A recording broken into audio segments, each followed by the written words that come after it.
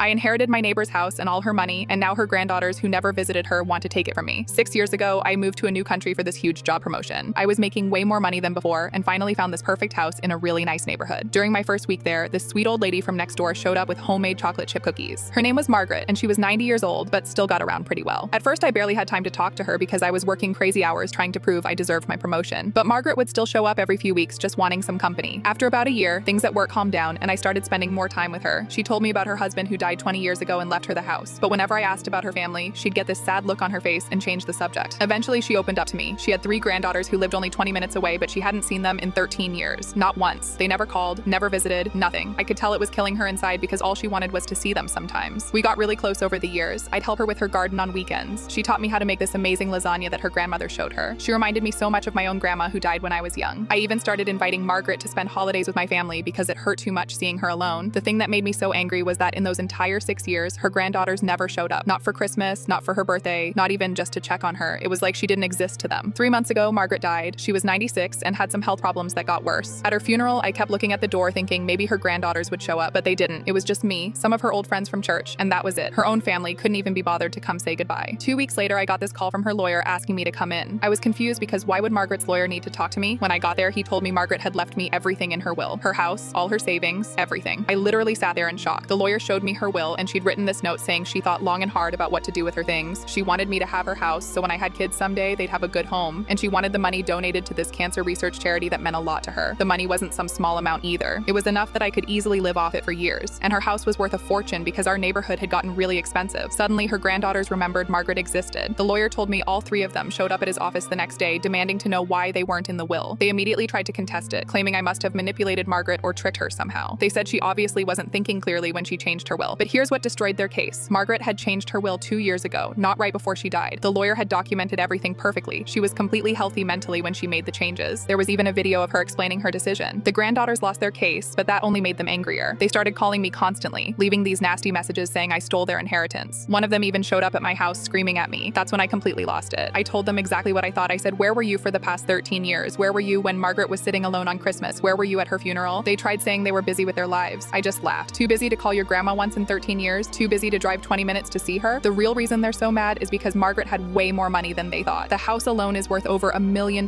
because our neighborhood is one of the best in the city. Plus, she had all this money saved up that her husband left her. They keep texting me saying I should at least split it with them, that it's the right thing to do. But Margaret made her choice for a reason. She had years to change her mind and she never did. I'm keeping the house just like she wanted. And next month, I'm writing a check to that cancer charity for every single dollar she let me because that's what Margaret asked me to do. And she's the only one who deserves to have her wishes respected.